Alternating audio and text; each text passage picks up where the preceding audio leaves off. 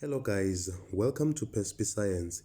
In this video we will focus on what is known as the rate of reaction, which is generally how fast or slow a reaction will take to complete.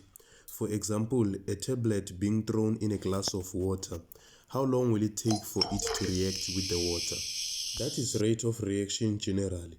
But for exam purposes, you can define it as change in concentration of product or reactant per unit time. So rate, it is the ratio between the change in measurable quantity and the change in time. Meaning rate can be given by the formula change in concentration all over change in time, or change in number of moles all over change in time, or change in volume all over change in time. Again, change in mass all over change in time. These are the possible formulas for rate. Let's say you are given a reaction in terms of A plus B produces C plus D. A plus B, they are your reactants. C plus D, they are your products. For example, if you want to make a cup of tea, your sugar, your water, and your tea bag, they are your reactants. Then your cup of tea, it is your product. As being said, that rate is how fast or slow a reaction will take to complete. Have you noticed that sometimes when you place the tablet in a glass of water, sometimes it will react faster, sometimes it will react slower. So, what causes it to act in that way? There are 5 factors affecting the reaction rate. Number 1, the temperature. Number 2, the concentration. Number 3, the pressure. Number 4, the surface area. Number 5, the catalyst. Yes, perspicacious, we hear you with your 5 factors, but how do they affect the rate? Simple. The nature in which these 5 factors affect the rate, it is explained using the collision theory. So, how does temperature affect a rate according to collision theory? If temperature increases, it will increase the average kinetic energy, which will make more particles to have enough kinetic energy, causing more effective collision per unit time, thus leading to the reaction rate to increase. And vice versa, if temperature is decreased, it will decrease the average kinetic energy, causing less particles to have less kinetic energy, which result to less effective collision per unit time, thus the reaction rate will decrease. Effect number 2, the concentration. What if concentration is increased? Increase in concentration increases the number of particles per unit volume, which causes the collision frequency to increase, thus causing more effective collision per unit time, which will result to the reaction rate to increase.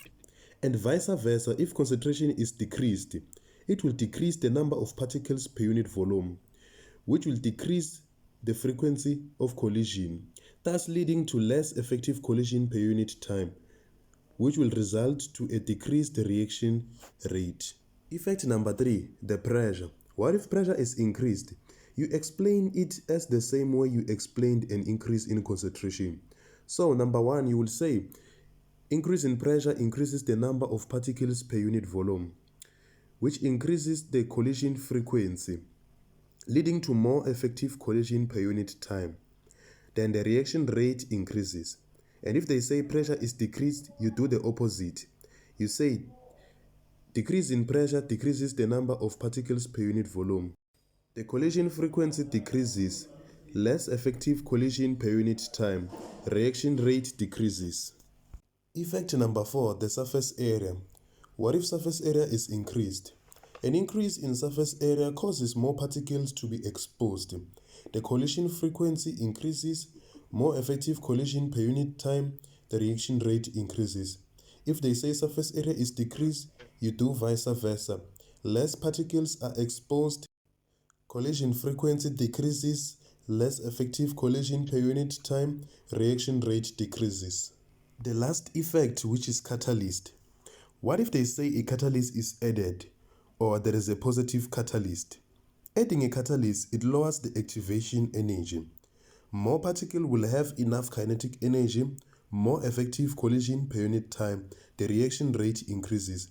Or if a catalyst is removed, it will lower the activating energy, less particle will have less kinetic energy, less effective collision per unit time, the reaction rate will decrease. So the factors that affect the rate of reaction can also be illustrated using the Maxwell distributive curve. If you want to draw the Maxwell distribution curve, on your y-axis you will label it number of particles, on your x-axis you will label it kinetic energy. Then the shaded part, it is labeled the activation energy. It is equal to the number of reactant particles that have enough energy to collide effectively. What if in your exam you are asked to draw the Maxwell distributive curve for increase in temperature? This is how you will do it. You will draw your curve below the original curve and shift it to the right. The original curve, you will label it low temperature. The new curve, you will label it high temperature. So that's how you draw the Maxwell distributive curve for an increased temperature. But what if you were given the graph and they say, state if it is an increase in temperature or a decrease in temperature? For an increase in temperature, you will see by the peak of the dotted graph moving to the right. And also the peak will become shorter and the curve will get wider, which shows that the particle energy are now spreading out over the broader range. Vice versa, if the temperature is decreased, the peak will move to the left and the peak will get taller and narrower. And what if now they say draw the curve for an increase in concentration? You will simply draw your dotted curve above the original curve and you will label it high concentration and the original curve low concentration. And again, what if they say draw the Maxwell-Boltzmann distributive curve when a catalyst is added or when there's a positive catalyst? Here you simply go to your activation energy and label it E1, then draw a new activation energy which you will label it E2. Note, it must be at the back of E1, which means for an added catalyst, it will be E2 then E1, and if catalyst is removed, it will be E1 then E2. So that's how you draw the Maxwell-Boltzmann distributive diagram for the three factors that affect the rate of reaction, which is temperature, concentration, and the catalyst. Hey champ, you are now one step closer to owning rate of reaction in your exam. If this video helped you, show some love by liking, subscribe, and share it with your classmates. Thank you.